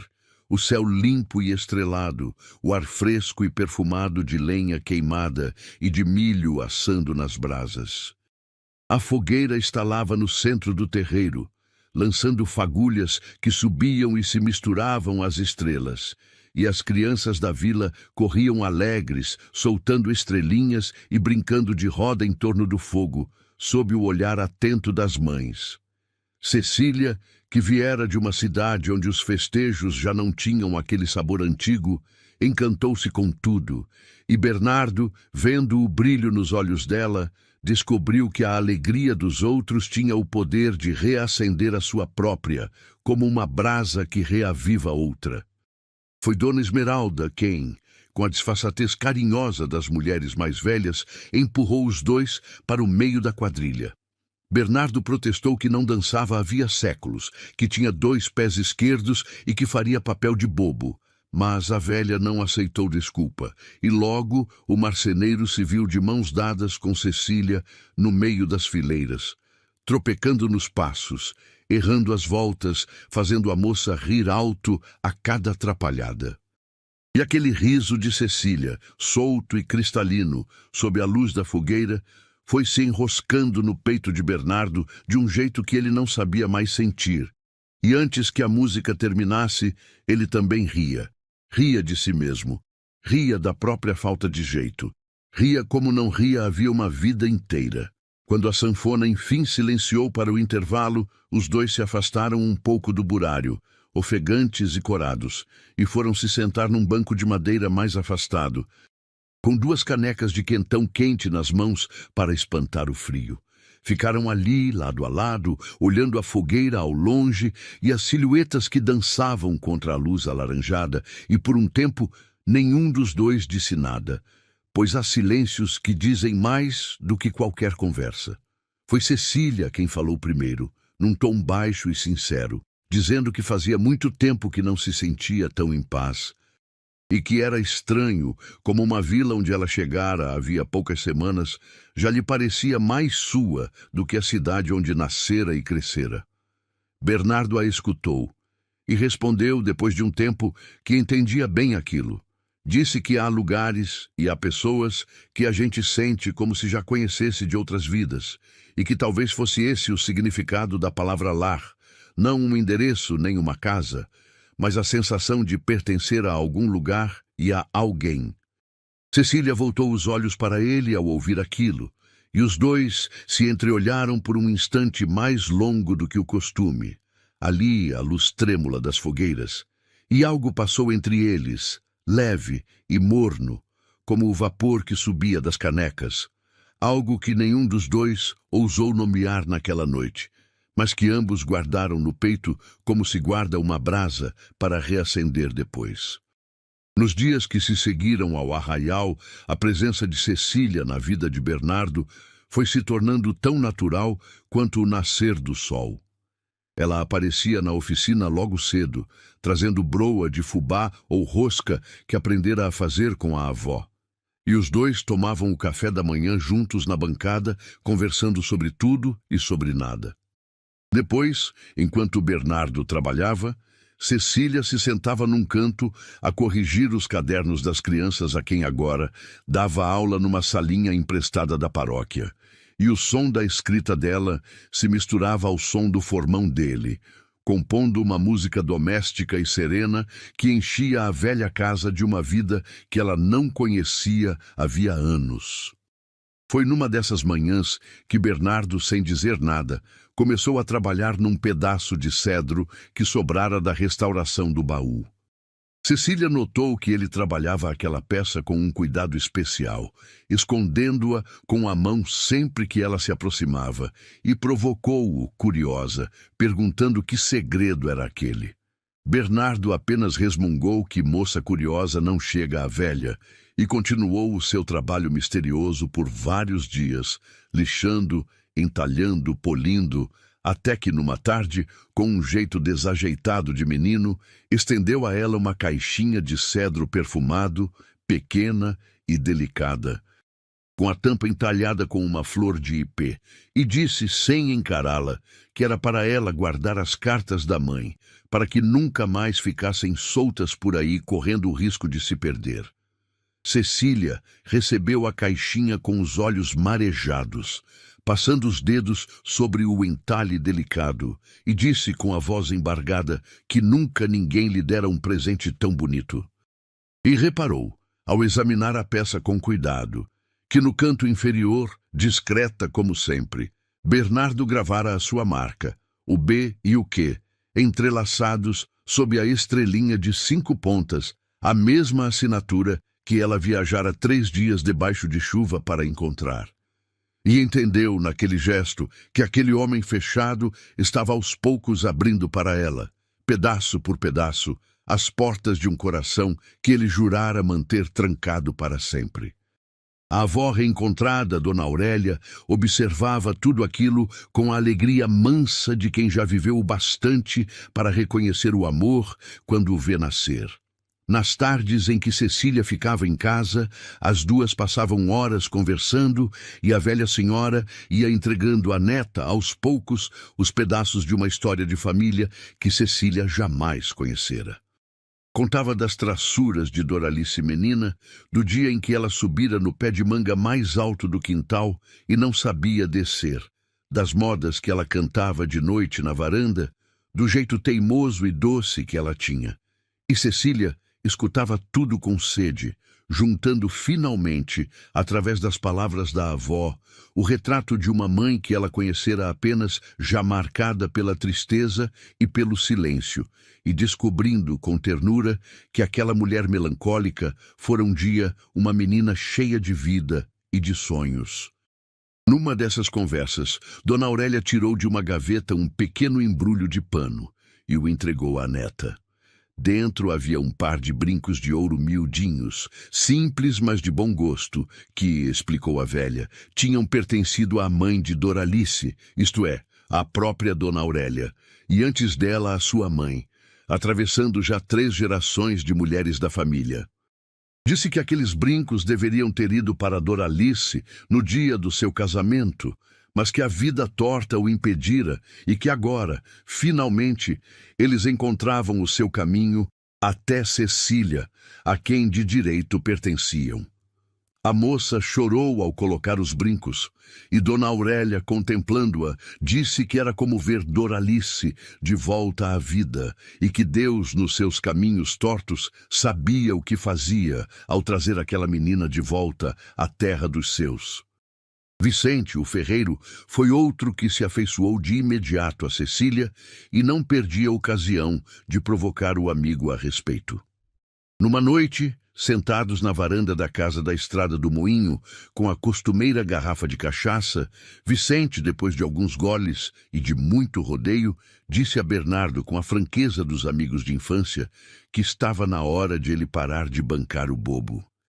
Disse que a vila inteira já via o que ele teimava em fingir que não via, que aquela moça era uma bênção caída do céu e que homem nenhum recebe 2 vezes na vida a chance de ser feliz e que desperdiçar a segunda por medo seria a maior burrice que um sujeito de juízo poderia cometer.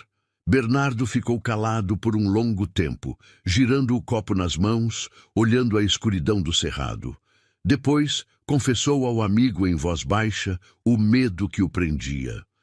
Disse que tinha medo de amar de novo e de perder de novo, que o coração dele já se quebrara uma vez de um jeito que quase o matara, e que não sabia se teria forças para sobreviver a outra perda igual. E confessou também um medo mais secreto, o de que amar Cecília fosse uma traição à memória de Madalena, como se houvesse no seu coração lugar para um único amor, e amá-la fosse apagar a outra. Vicente escutou e respondeu, com uma sabedoria que surpreendeu vinda de homem tão rude, que o coração não é igual a uma casa, que não tem um número fixo de cômodos, e que cada amor verdadeiro, em vez de tomar o lugar do outro, constrói um quarto novo. E que Madalena, que fora a mulher mais generosa que ele conhecera, seria a primeira a querer ver Bernardo feliz de novo. Aquelas palavras do amigo ficaram ecoando em Bernardo pelos dias seguintes, misturando-se ao que ele começava a sentir e ao que descobrira nas cartas guardadas no baú. E aos poucos, sem alarde, o medo foi cedendo lugar à esperança, e o luto, sem desaparecer de todo, pois certas saudades a gente carrega a vida inteira, foi deixando de ser uma prisão para se tornar apenas uma lembrança doce e respeitosa. Bernardo entendeu que Vicente tinha razão. Que amar Cecília não apagaria Madalena, mas honraria tudo aquilo que Madalena lhe ensinara sobre o amor e sobre a vida. Na casa de paredes azuis, contudo, nem tudo eram flores. O velho Genaro Arruda continuava trancado no seu mutismo orgulhoso, e a presença cada vez mais frequente de Cecília, em vez de abrandá-lo, parecia atormentá-lo. Pois quanto mais ele observava a neta de longe, fingindo indiferença por detrás da janela ou da porta entreaberta, mais o coração teimava em amolecer contra a sua vontade, e mais ele se assustava com o próprio amolecimento. Numa madrugada, sem que ninguém soubesse, o velho levantou-se da cama, foi até o quartinho onde a neta dormia e ficou parado na soleira da porta um longo tempo, apenas olhando o rosto adormecido de Cecília à luz da lua. O rosto que era o retrato vivo da filha que ele expulsara, e 2 lágrimas teimosas escorreram pelo rosto enrugado do velho antes que ele se recolhesse de novo, em silêncio, ao seu quarto e ao seu orgulho. Dona Aurélia, que tinha o sono leve das mulheres idosas, presenciou a cena de longe e não disse nada, mas guardou no peito uma esperança nova. Pois entendeu naquele instante que a muralha do marido começava a rachar e que talvez, com paciência e com fé, ainda houvesse tempo de reconstruir o que o orgulho destruíra. E rezou, como rezava todas as noites havia 30 anos, mas dessa vez com uma esperança que há muito não sentia, pedindo aos céus que abrandassem o coração de Genaro antes que fosse tarde demais, antes que a morte o levasse ainda preso àquele orgulho que tanta infelicidade já causara. Enquanto isso, a vida de Cecília em Santa Quitéria ia criando raízes. As crianças da vila adoravam a nova professora, que ensinava as letras com uma paciência e uma doçura que conquistavam até os mais arteiros, e as mães vinham agradecer-lhe na saída das aulas, trazendo ovos caipiras, frutas do quintal, um pedacinho de queijo, na moeda generosa de quem tem pouco, mas reparte o que tem. Cecília, que na cidade grande sempre se sentira um pouco deslocada, descobria ali, naquela vila simples do interior de Goiás, um pertencimento que jamais conhecera, e a cada dia que passava, a ideia de um dia ter de partir lhe pesava mais no coração. Pois essa era a sombra que pairava sobre a felicidade crescente dos dois. Cecília tinha uma vida em outra cidade, uma escola que a esperava, um compromisso que assumira e mais cedo ou mais tarde chegaria a hora de decidir entre voltar para a vida que conhecia ou apostar tudo numa vila que conquistara o seu coração em poucas semanas. E Bernardo, embora sentisse crescer dentro de si o desejo de pedir que ela ficasse, não se atrevia, com medo de estar sendo egoísta, com medo de atar aquela moça jovem e cheia de futuro a um viúvo mais velho e cheio de passado. Assim, os dois adiavam a conversa que sabiam inevitável, vivendo cada dia como se fosse para sempre, sem coragem de tocar no assunto que poderia quebrar o encanto. 1000 réis iam e vinham na venda de Dona Esmeralda. As chuvas de junho deram lugar à seca limpa de julho. Os ipês começaram a se preparar em seus galhos ainda nus para a explosão amarela que anunciaria a virada do tempo. E a história de Bernardo e Cecília seguia o seu curso, doce e incerto, como um rio que ainda não sabe em que mar vai desaguar. Até que os acontecimentos, como sempre fazem nas horas decisivas, vieram precipitar tudo, e o que estava adormecido despertou de vez. Mas nem todos torciam, pois havia em Santa Quitéria quem visse com maus olhos a chegada de Cecília e o ressurgimento daquela história antiga que muitos preferiam esquecida. O velho Genaro Arruda, desde a tarde em que cruzara com a neta na própria sala, mergulhara num humor sombrio e irritaço que afetava toda a casa de paredes azuis. Recusava-se a dirigir a palavra a Cecília, fingia não vê-la quando ela passava, e por mais de uma vez foi ouvido resmungando que aquela moça viera apenas para desenterrar vergonhas antigas e pôr a família na boca do povo. O orgulho que o levara a banir a filha continuava intacto na velhice. E quanto mais ele sentia o próprio coração amolecer diante daquele rosto, que era o retrato de Doralice, mais ele endurecia por fora, com medo do que aconteceria se cedesse. E havia ainda uma outra preocupação, mais concreta, fervilhando na cabeça do velho Genaro. Pois Genaro Arruda, embora já não fosse o homem próspero de outrora, ainda possuía terras, casas e algum dinheiro guardado, e havia anos vinha sendo cortejado por um sobrinho ardiloso, filho de um irmão já falecido, chamado Apolônio, que rondava a herança do tio como o urubu ronda a carniça.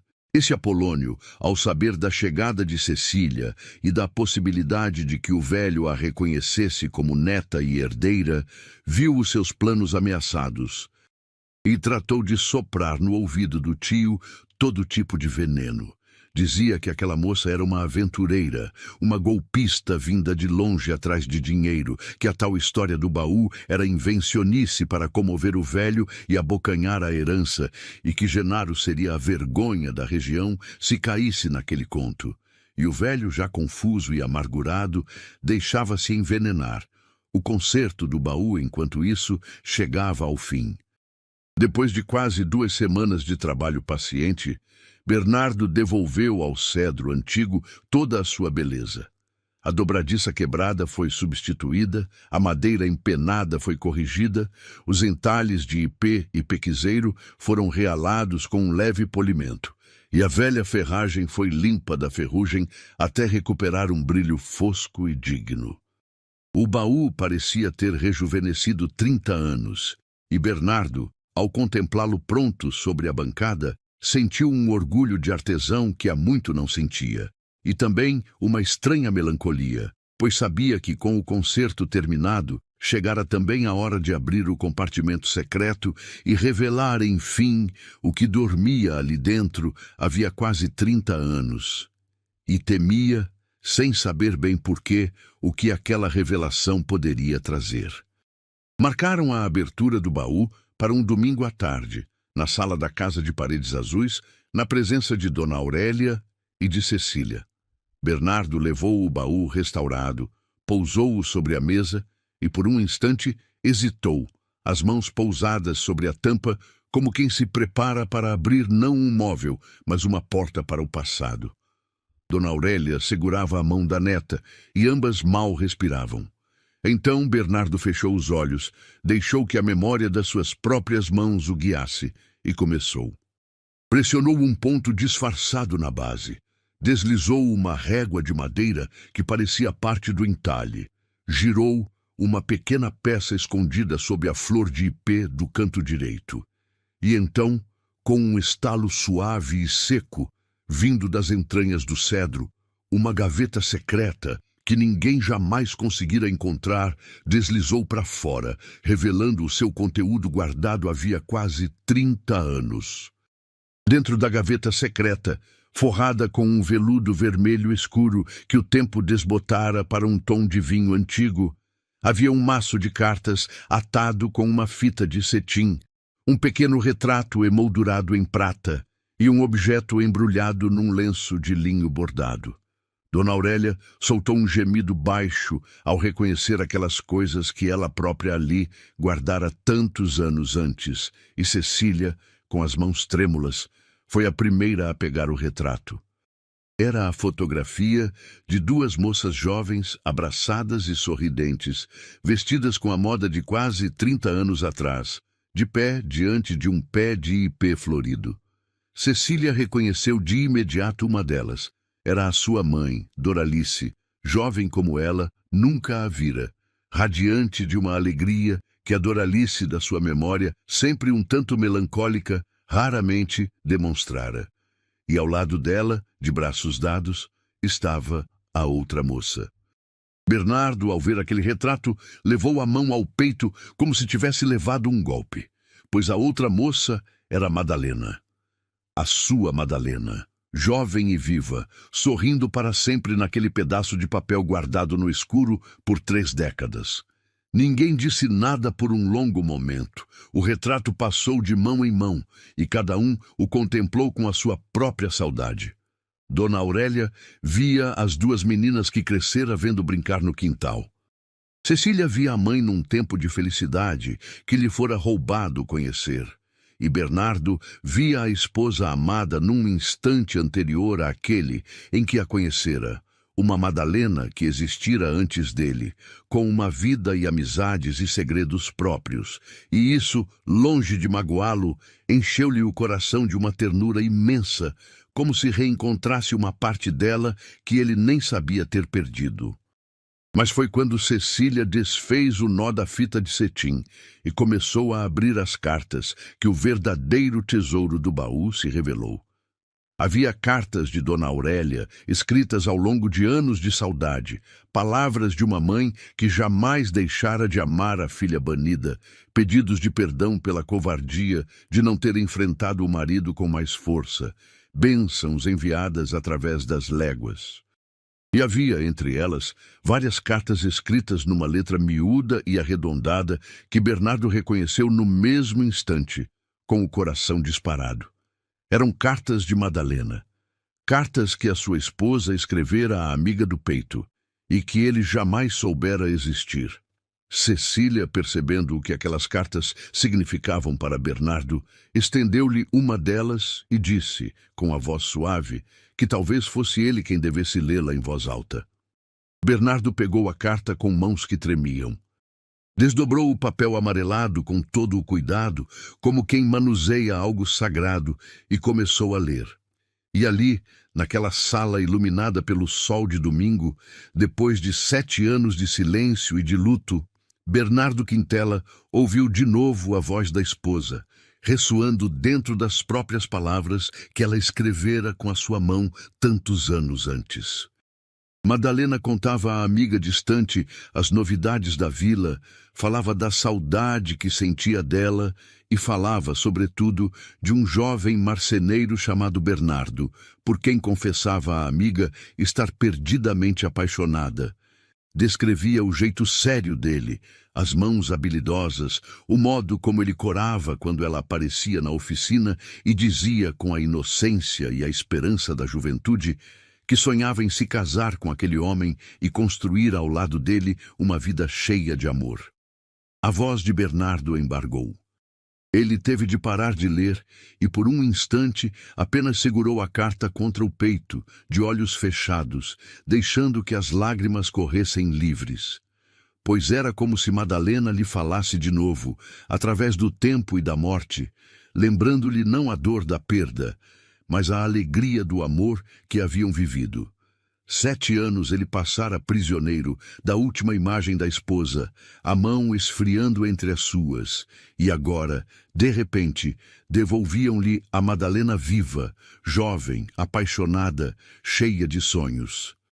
E Bernardo compreendeu naquele instante, com uma clareza que o atravessou como uma luz, que honrar a memória de Madalena não era trancar-se no luto e deixar a própria vida apodrecer.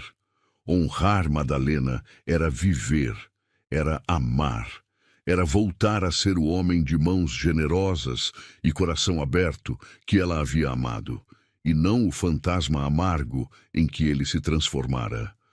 Dona Aurélia chorava, Cecília chorava, e havia naquele choro coletivo, estranhamente, mais cura do que tristeza, como se 30 anos de dores represadas finalmente encontrassem uma saída. Foi então que Cecília, vasculhando o fundo da gaveta, encontrou ainda uma última carta, separada das demais, com o seu próprio nome escrito no envelope. Cecília. Ela ficou paralisada. Como podia haver ali uma carta endereçada a ela, se aquele baú fora fechado e enviado quase 30 anos antes, muito antes mesmo de ela vir ao mundo? Dona Aurélia, ao ver o envelope, sorriu por entre as lágrimas e explicou. Disse que aquela carta não estava ali desde o começo, que Doralice, anos depois de receber o baú, conseguira, através do mesmo tropeiro, fazer chegar às mãos da mãe uma única carta de resposta, e que pedira que essa carta fosse guardada no baú, no compartimento secreto, para que um dia, se o destino o quisesse, a filha que ela então criava pudesse encontrá-la. Era uma carta de Doralice para a própria Cecília, escrita para ser lida num futuro que ela não sabia se chegaria. Com as mãos tremendo, Cecília abriu a carta da mãe e leu em silêncio, enquanto as lágrimas escorriam pelo seu rosto. Nela, Doralice explicava à filha tudo o que nunca tivera coragem de dizer em vida. Contava da sua história, do amor que a fizera deixar a vila, da família que perdera, da mãe que tanto amava e da amiga Madalena que jamais esquecera. Dizia que escondera tudo aquilo da filha não por vergonha, mas por amor, para poupar Cecília do peso de uma rejeição que não era dela. E pedia à filha, caso um dia lesse aquelas palavras, que não guardasse rancor de ninguém, que entendesse que as pessoas, mesmo as que erram feio, em geral fazem o que conseguem com a dor que carregam.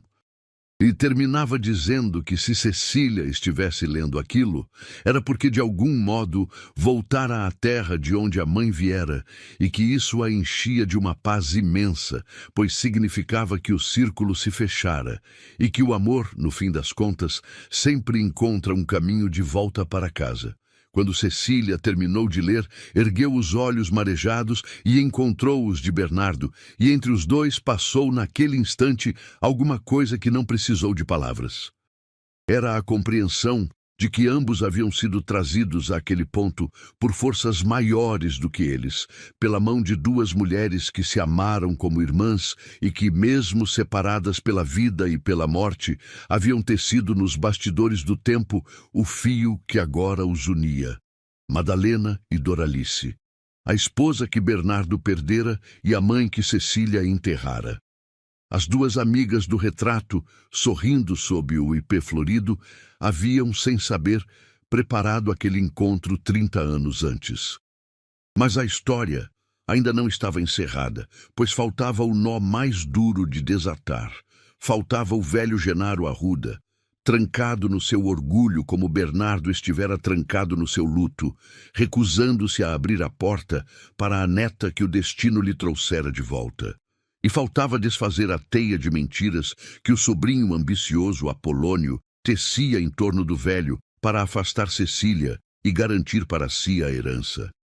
Pois nos dias seguintes à abertura do baú, Apolônio intensificou as suas maquinações. Espalhou pela vila o boato de que Cecília era uma impostora, que a história do baú era uma farsa armada com a cumplicidade de Bernardo, e chegou ao ponto de procurar o velho Genaro para exigir que ele expulsasse a forasteira da vila antes que ela cobrisse o nome dos Arruda de vergonha definitiva. Se você chegou até aqui e o seu coração está apertado torcendo por essa família, deixa um comentário dizendo de onde você é e me conta se você acredita, como eu acredito, que nunca é tarde demais para um coração endurecido voltar a amar. Porque é exatamente sobre isso que essa história fala. Vamos ao desfecho. O confronto final não aconteceu como nas histórias de briga e grita que se costuma esperar.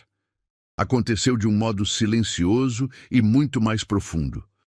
Pois Bernardo Quintela, o homem que durante 7 anos não se metera na vida de ninguém, decidiu que não ficaria de braços cruzados vendo a injustiça se consumar. Numa tarde, sem avisar Cecília para não lhe dar falsas esperanças, ele tomou o retrato das duas amigas e o maço de cartas de Madalena, e foi sozinho à casa de paredes azuis pedir para falar com o velho Genaro Arruda. Genaro recebeu-o a contragosto na varanda dos fundos, sentado na sua cadeira de balanço de costas para o jardim, com o rosto fechado e a bengala atravessada sobre os joelhos. Perguntou, sem cerimônia, o que o marceneiro queria, e avisou de antemão que não estava disposto a ouvir sermão de ninguém sobre a sua própria família. Bernardo não se intimidou.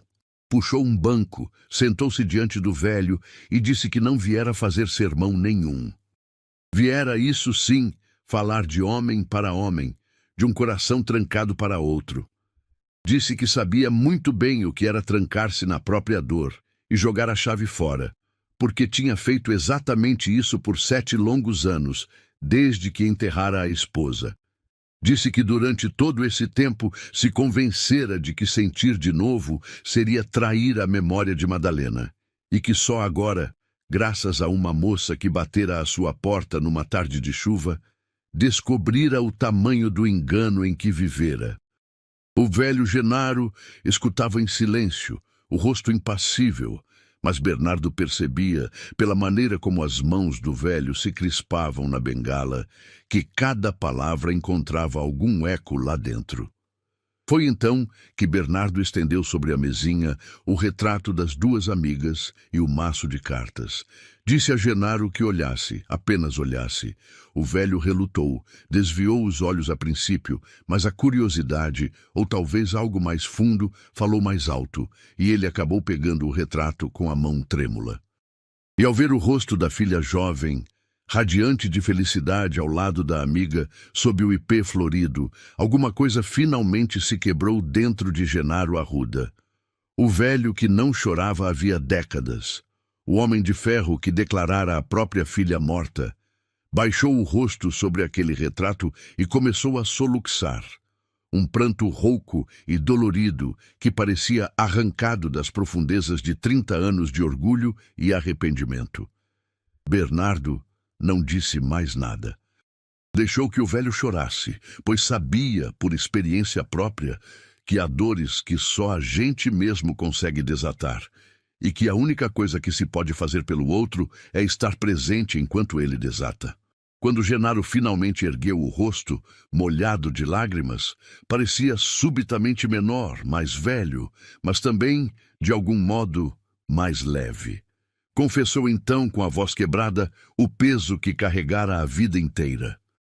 Disse que se arrependera da decisão de banir Doralice no instante seguinte ao que a tomara, mas que o orgulho, maldito orgulho, jamais o deixara voltar atrás. Disse que rezara em segredo pela filha todas as noites, que envelhecera espiando a estrada na esperança vã de vê-la voltar, e que a notícia da morte dela, trazida agora pela neta, lhe arrancara o chão, pois matara para sempre a esperança do reencontro e do perdão que ele, covarde, nunca tivera coragem de buscar.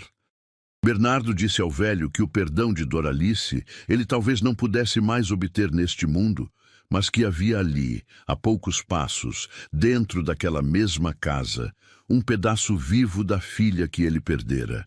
Disse que Cecília carregava nos traços o rosto de Doralice e no peito a generosidade da mãe, e que ela não viera atrás de herança nenhuma, como certas línguas venenosas andavam dizendo, mas atrás apenas de uma verdade e de um pedaço das suas próprias raízes.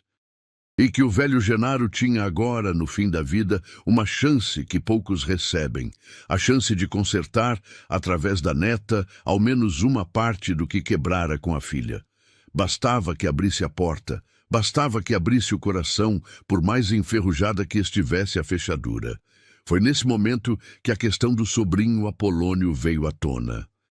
Pois Genaro, ainda confuso, mencionou as coisas que o sobrinho lhe dissera, as suspeitas que lhe haviam semeado no espírito sobre as verdadeiras intenções de Cecília. E Bernardo, com a calma de quem não tem nada a esconder, disse ao velho que havia uma maneira simples de descobrir a verdade. Bastava perguntar à própria Cecília, diante de todos, o que ela queria daquela família. Genaro aceitou. E assim, naquela mesma tarde, reuniram-se na sala da casa de paredes azuis o velho Genaro, Dona Aurélia, Bernardo, Cecília e também, convocado a pedido de Genaro, o sobrinho Apolônio, que compareceu de peito estufado, certo de que finalmente veria a forasteira desmascarada e expulsa. Mas as coisas não saíram como Apolônio esperava. Quando Genaro, ainda desconfiado, perguntou a Cecília diante de todos o que ela esperava obter da família Arruda, a moça respondeu com uma simplicidade que desarmou a sala inteira. Disse que não queria terras, nem casas, nem dinheiro, e que se aquilo era o que preocupava o avô, ela renunciava ali mesmo, na frente de todos, a qualquer direito sobre a herança, e o faria por escrito se fosse preciso. Disse que viera de muito longe atrás de uma única coisa e que essa coisa não tinha preço, nem se guardava em cofre. Viera atrás da verdade sobre quem ela era e de onde vinha. Viera atrás de saber por que a mãe chorava ao olhar o horizonte, por que falava de uma terra que nunca mais visitara, por que guardava um baú que nunca abria. E que agora que sabia, agora que conhecera a avó e a história da sua família, já tinha recebido a única herança que viera buscar, e que esta lhe bastava para o resto da vida. As palavras de Cecília caíram sobre a sala como uma chuva mansa que assenta a poeira. O velho Genaro olhou para a neta com os olhos novamente úmidos, e Apolônio, exposto na pequenez das suas intenções, tentou ainda argumentar, insinuar, mas a sua voz soou falsa e mesquinha no meio de tanta verdade. E ele acabou se calando diante do olhar severo que o velho Genaro finalmente lhe dirigiu, pois o velho, agora com os olhos abertos, enxergava com clareza quem, naquela história toda, queria de fato a sua herança e quem queria apenas o seu afeto, e mandou o sobrinho embora da sala com um gesto cansado da mão, dizendo-lhe que não se preocupasse mais com terras nem com testamentos, pois aquilo eram assuntos de quem não tinha o que de mais importante na vida, que era família. Então, diante de todos, o velho Genaro Arruda fez o que não fizera em 30 anos. Pousou a bengala, levantou-se da cadeira com esforço, atravessou a sala com passos trêmulos e parou diante da neta. Por um instante, os dois apenas se olharam, o velho duro e a moça doce, separados por 30 anos de silêncio e de dor. Então Genaro abriu os braços, e Cecília se atirou neles, e avô e neta se abraçaram pela primeira vez, chorando juntos o que precisava ser chorado, enquanto Dona Aurélia, ao lado, cobria o rosto com as mãos e agradecia aos céus por ter vivido o bastante para ver aquele dia. Bernardo, de pé junto à janela, assistia a tudo com o coração transbordando, e sentia no íntimo que, ao ajudar aquela família a se reencontrar, ele próprio reencontrava finalmente o caminho de volta para a própria vida. A reconciliação da família Arruda foi a comidilha de Santa Quitéria por semanas a fio, e Dona Esmeralda, do alto do seu balcão, não se cansava de contar a história a quem chegava, sempre acrescentando um detalhe novo, sempre terminando com a mesma frase, a de que Deus escreve certo por linhas tortas, e que aquele velho baú carregara, por 30 anos, não um, mas vários milagres adormecidos. O velho Genaro, nos meses que se seguiram, tornou-se outro homem. A dureza de décadas foi dando lugar a uma serenidade bálsamo, e ele passou a fazer questão de ter a neta por perto, recuperando, no pouco tempo que a idade ainda lhe reservava, parte de tudo o que perdera com a filha.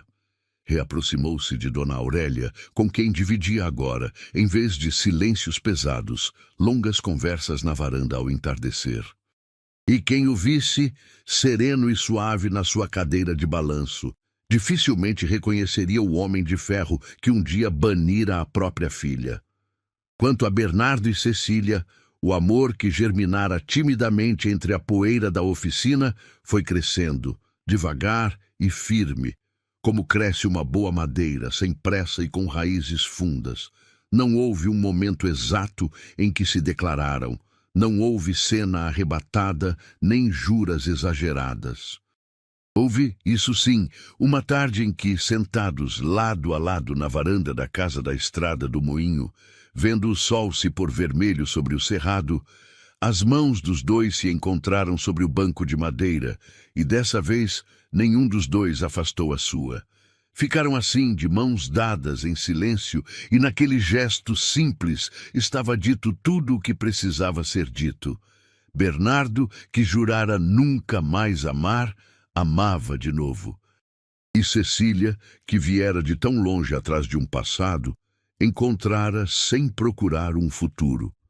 Casaram-se na primavera seguinte, numa cerimônia simples na igrejinha ao lado da casa de paredes azuis, com a vila inteira presente, pois ninguém em Santa Quitéria quis perder o casamento do marceneiro que voltara dos mortos em vida. Dona Aurélia chorou do começo ao fim, de pura alegria. O velho Genaro, já bastante debilitado, mas firme no seu propósito, fez questão de conduzir a neta até o altar, e foi, segundo todos os que estavam presentes, o momento mais bonito da festa. Vicente, o ferreiro fiel, foi o padrinho, e gargalhou e chorou em igual medida, dizendo a quem quisesse ouvir que sempre soubera, sempre dissera, que um dia ainda haveria de ver Bernardo Quintela rir de novo. E o pé de ipê do retrato, aquele mesmo sob o qual Doralice e Madalena haviam posado, sorrindo 30 anos antes, floresceu naquele exato dia, cobrindo de amarelo o caminho da igreja, como se as duas amigas, de onde quer que estivessem, abençoassem a união que elas próprias, sem saber, haviam ajudado a tecer. Os anos passaram como sempre passam, mansos e velozes ao mesmo tempo.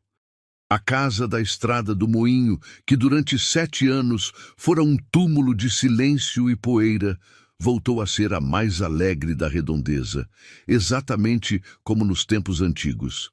A oficina de Bernardo reabriu de vez, e logo as encomendas voltaram a chegar de léguas e léguas de distância, pois a fama das mãos abençoadas do marceneiro nunca morrera de todo, apenas adormecera à espera de que o seu dono voltasse a viver. De manhã à tarde, voltou-se a ouvir, vindo da estrada do moinho, o som ritmado do formão batendo na madeira, e agora misturado a ele, havia de novo uma voz, a de Cecília, que largara a escola distante para abrir, ali na vila, uma salinha de aula onde ensinava as letras às gentes do lugar, e que cantarolava enquanto corrigia os cadernos na varanda, exatamente como, num tempo que parecia outra vida, fizera Madalena. E Bernardo Quintela, o homem que todos achavam que nunca mais amaria, riu. Riu muitas e muitas vezes pelos anos afora, daquele riso largo e verdadeiro que a dor lhe roubara e que o amor lhe devolvera. Envelheceu ao lado de Cecília cercado de afeto, de amigos e do respeito de uma vila inteira que o vira renascer. O velho baú de cedro, restaurado pelas suas próprias mãos, ganhou lugar de honra na sala da casa, e nele passaram a guardar, no compartimento que antes escondera tristes segredos, as cartas e os retratos de uma família que finalmente se reencontrara, memórias agora felizes para serem entregues, um dia, a quem viesse depois. E sempre que alguém perguntava a Bernardo como fora que ele voltara a viver depois de ter desistido de tudo, ele sorria, olhava para Cecília do outro lado da varanda e respondia que a vida às vezes bate à nossa porta quando menos esperamos, encharcada de chuva e carregando nos braços um velho mistério, e que tudo o que ela nos pede, em troca de um mundo inteiro de felicidade, é a coragem de abrir a porta. E ele, que quase não abrira, agradecia todos os dias, do fundo do seu coração remendado e feliz, por ter aberto.